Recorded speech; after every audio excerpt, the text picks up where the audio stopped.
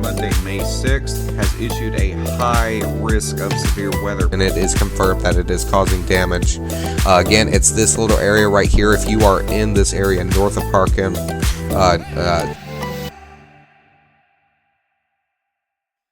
Now, hello everybody, my name is Christian and welcome back to Skycast, and today we do have a few things that we need to cover, including a severe weather area and a pattern change across the United States that could bring winter time back to a lot of people.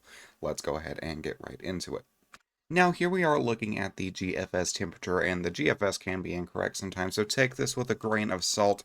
But down here towards, areas of the Ohio Valley across Texas and even portions of the South, you can see those starting to get into the yellow and the orange range, and those are those higher temperatures throughout the morning hours where we have seen areas between almost 50, 60, even 70 degrees in some areas across the Ohio Valley region, and that is because we don't really have that much cold right now. This is what we consider a false spring.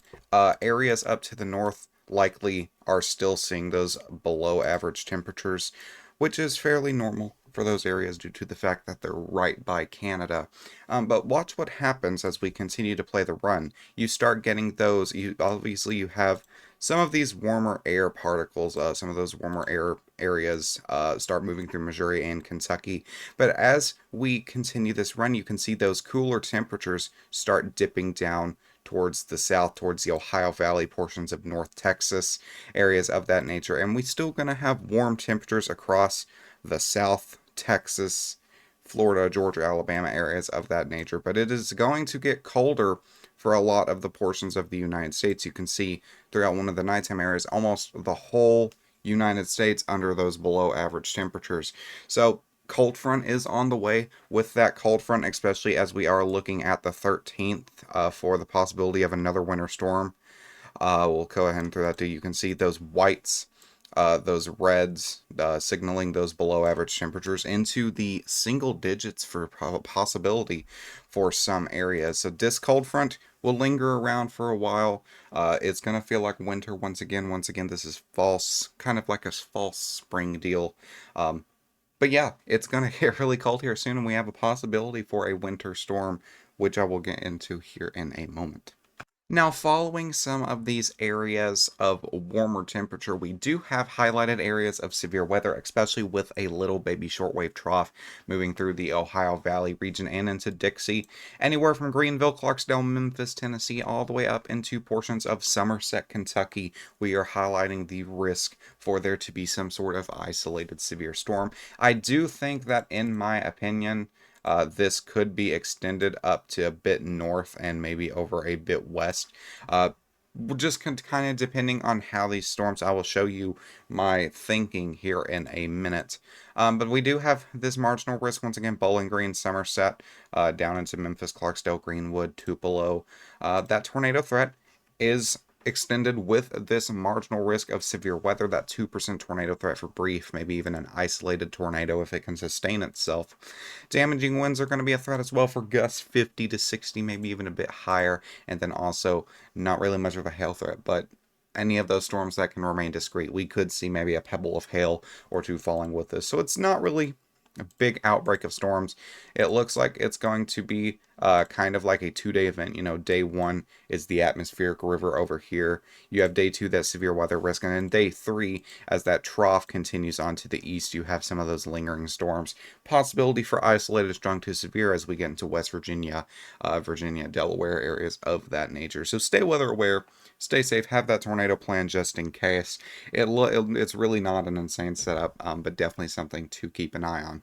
Now, as we are looking out throughout the day on the 5th, it does remain pretty cloudy, pretty showery across portions of the day. We have some of these showers across Indiana, a few of these isolated, maybe a little strong shower across the southern Kentucky region, but things don't really pick up until we get into the nighttime hours, where we are watching this area kind of for a line or a QLCS event of storms, and that will just kind of continue to rapidly strengthen.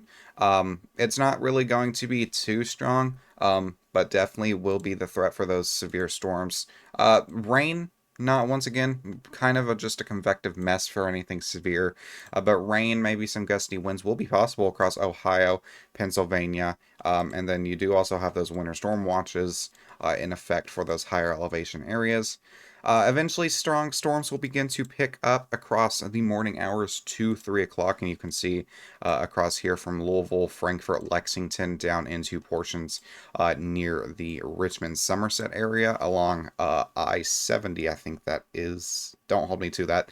But as we continue this on, this eventually kind of changes into a line of storms, and this is why I was thinking we may get that risk for that marginal extended a bit off more to the north as we get into the morning hours, maybe even that day 2 marginal risk for these storms due to the fact that they do look a little bit discreet. They could be a gusty wind threat, heavy rain with that as well, and then you also have this line of storms right here that could be another gusty wind threat as they extend through the marginal risk. So it's really, if you think about it, it's a pretty much a convective mess, which means that it just doesn't look too impressive.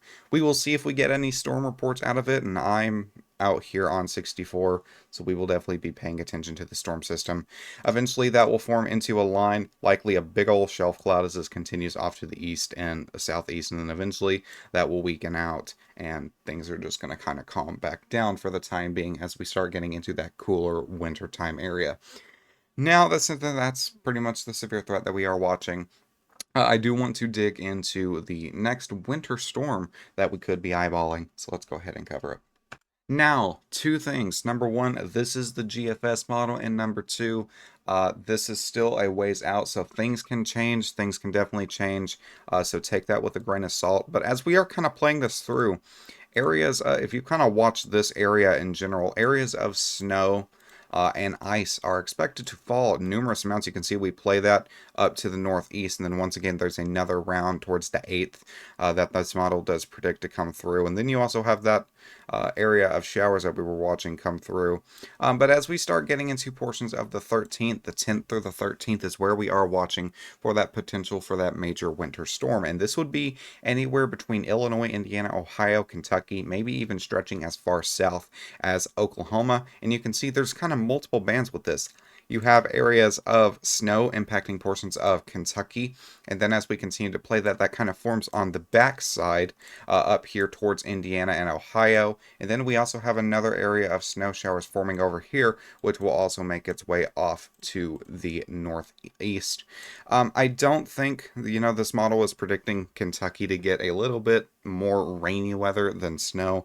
Due to the area that the cold front positions, I don't relatively think that this is totally accurate. Like again, like right here, we do have most of the snow off to the north. I do think that this model will eventually start to trend south, depending on the temperatures.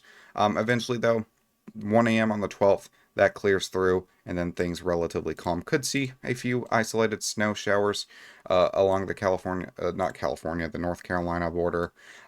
Definitely something just to continue to watch. But that's about as far out as I'm going to go. Once again, things can change. This is not an exact forecast, just kind of highlighting that the potential is there for us to see some more winter weather across the Ohio Valley, maybe even portions of the plains.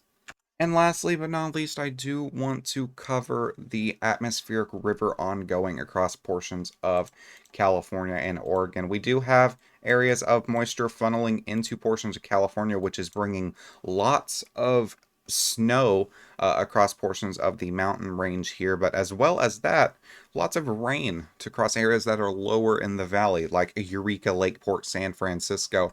That flash flooding threat mesoscale discussion does exist, where we are seeing anywhere between 5 to 10 inches of rain falling and snowfall up to 8 feet along the Sierra Mountains.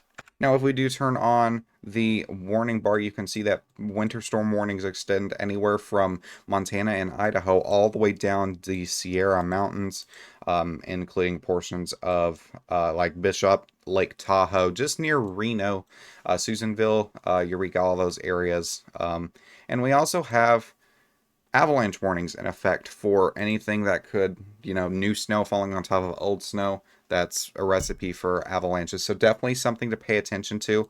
But for the most part, lots of rain, lots of snow across the higher elevation areas, and you need to have a plan just in case your power goes out. Now, besides that, that's all I have for you guys to do. I do apologize if this video is kind of all over the place, doing kind of multiple things at once right now. So stay safe, have a great day, and I will see you guys in the next one. Goodbye.